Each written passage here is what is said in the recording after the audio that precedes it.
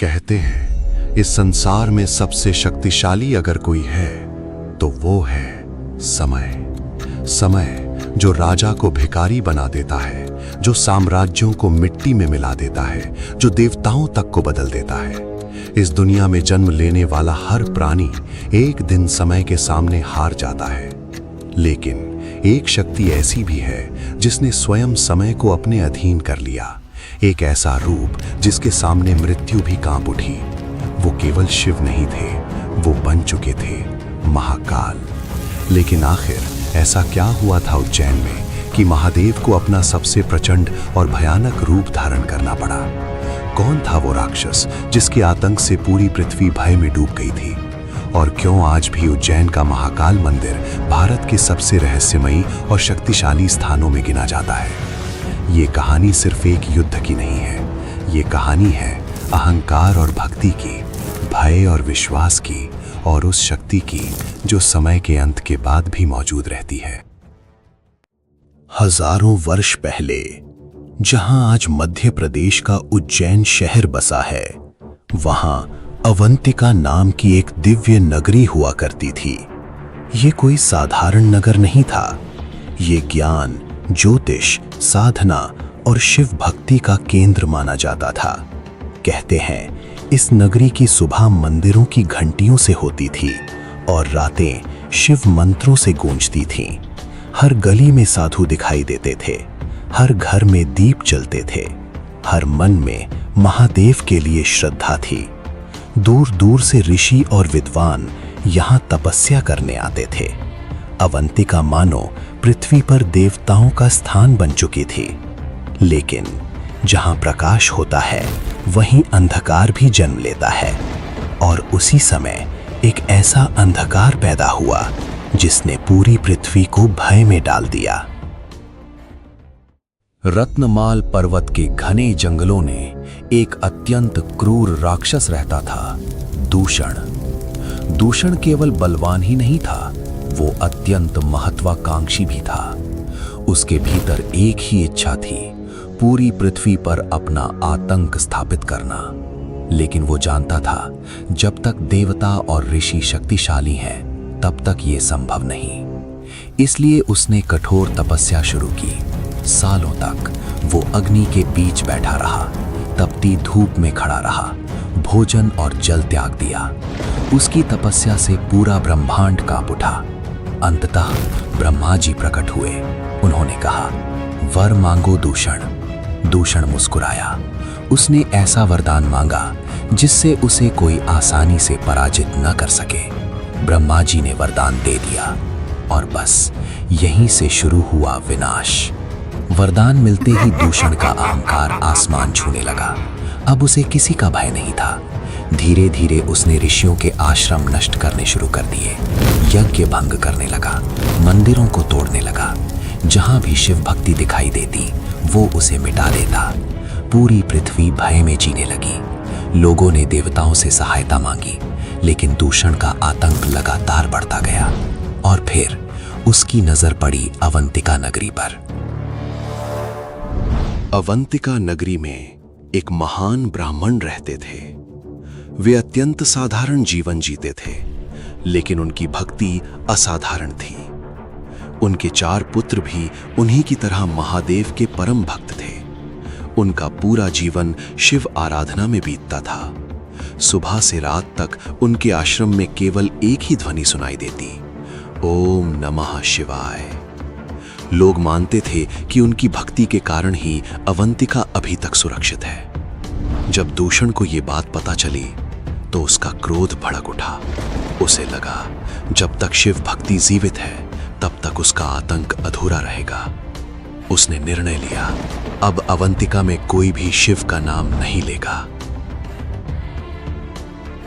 एक दिन दूषण अपनी विशाल सेना लेकर अवंतिका पहुंचा। आकाश धूल से भर गया, धरती कांपने लगी, लोग अपने घरों में छिप गए। दूषण सीधे उस ब्राह्मण के आश्रम पहुंचा, लेकिन आश्रम में प्रवेश करते ही उसने कुछ अजीब देखा। चारों ओर शांति थी, ब्राह्मण और उनके पुत्र आंखें बंद किए ध्यान में बैठे थे, मानो उन्हें किसी भय का एहसास ही ना हो। दूषण गरजा, क्या तुम्हें पता नहीं मैं कौन हूं? लेकिन किसी ने उत्तर नहीं दिया। उनके होठों पर केवल शिव का नाम था। ये देखकर दूषण का क्रोध और बढ़ गया। उसने चिल्लाकर कहा, आज से इस धरती पर कोई शिव का नाम नहीं लेगा। लेकिन फिर भी ब्राह्मण शांत बैठे रहे। अब दूषण ने अपनी तलवार उठाई। वो उन्हें मारने आगे बढ़ा और तभी धरती अचानक कांप उठी। आकाश में भयंकर गर्जना हुई। पूरा आश्रम एक विचित्र ऊर्जा से भर गया। दूषण की सेना भय से पीछे हटने लगी। भूमि धीरे धीरे फटने लगी। उस दरार से एक प्रचंड अग्नि निकलने लगी और फिर उस अग्नि के भीतर से एक दिव्य और भयानक स्वरूप प्रकट हुआ। धरती लगातार कांप रही थी। आकाश काले बादलों से भर चुका था। हवा इतनी तेज चल रही थी मानो प्रकृति स्वयं क्रोधित हो उठी हो। दूषण ने पहली बार अपने भीतर भय महसूस किया, लेकिन उसका अहंकार अभी भी जीवित था। वो गरज कर बोला, कौन है जो दूषण के मार्ग में आने की हिम्मत करता है? तभी भूमि की उस विशाल दरार से एक प्रचंड अग्नि स्तंभ उठा। उस अग्नि की चमक इतनी भयानक थी कि सैनिक अपनी आंखें तक नहीं खोल पा रहे थे। धीरे धीरे उस अग्नि के भीतर एक विशाल आकृति दिखाई देने लगी। जटाएं तूफान की तरह लहरा रही थी। तीनों नेत्र अग्नि के समान चमक रहे थे। गले में सर्प फुफकार रहे थे। शरीर पर भस्म थी और हाथ में विशाल त्रिशूल। पूरा वातावरण केवल एक शक्ति से भर चुका था, विनाश। स्वयं महादेव प्रकट हो चुके थे, लेकिन ये कैलाश के शांत शिव नहीं थे। ये उनका रौद्रतम स्वरूप था, महाकाल। उनकी आंखों में ऐसा क्रोध था जिसे देखकर दूषण की सेना पीछे हटने लगी। कुछ सैनिक भय से वहीं गिर पड़े।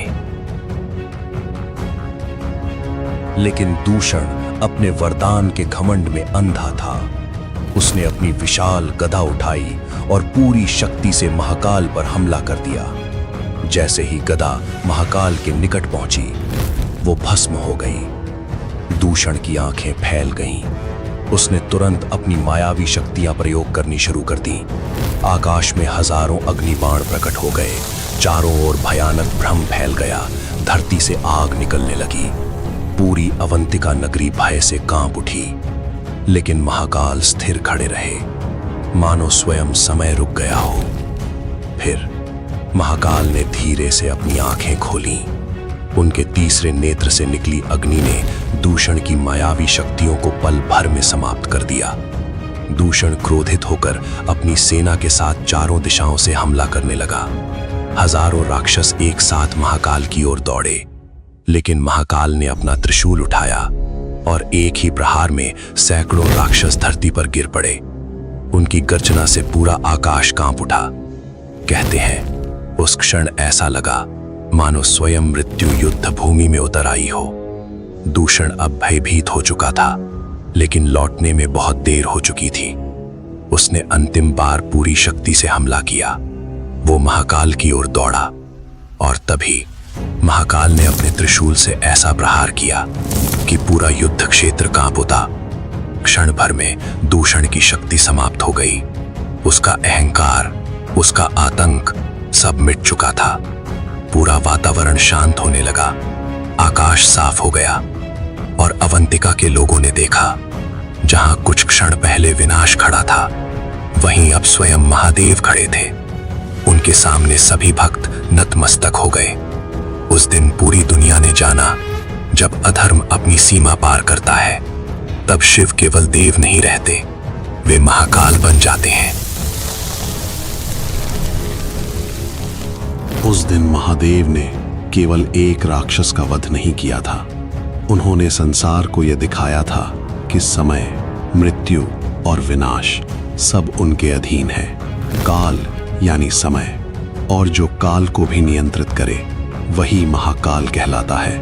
महादेव का ये रूप सिर्फ विनाश का प्रतीक नहीं है, ये अहंकार के अंत का प्रतीक है। जब अधर्म अपनी सीमा पार कर देता है, जब निर्दोषों पर अत्याचार बढ़ जाता है, तब शिव महाकाल बनकर प्रकट होते हैं। कहते हैं महादेव ने उसी स्थान पर सदैव रहने का निर्णय लिया। वहीं स्थापित हुआ महाकाल ज्योतिर्लिंग। 12 ज्योतिर्लिंगों में महाकाल का स्थान अत्यंत विशेष माना जाता है, क्योंकि ये एकमात्र दक्षिणमुखी ज्योतिर्लिंग है। प्राचीन समय में उज्जैन को समय और ज्योतिष का केंद्र माना जाता था। यहीं से काल की गणना होती थी, और शायद यही कारण है कि महादेव ने इस स्थान को चुना। आज भी लाखों लोग महाकाल के दर्शन के लिए उज्जैन आते हैं। कहते हैं जो सच्चे मन से महाकाल को पुकारता है, उसे भय से मुक्ति मिलती है। जब दुनिया समय से डरती है, तब समय भी जिससे डरता है उसे महाकाल कहते हैं।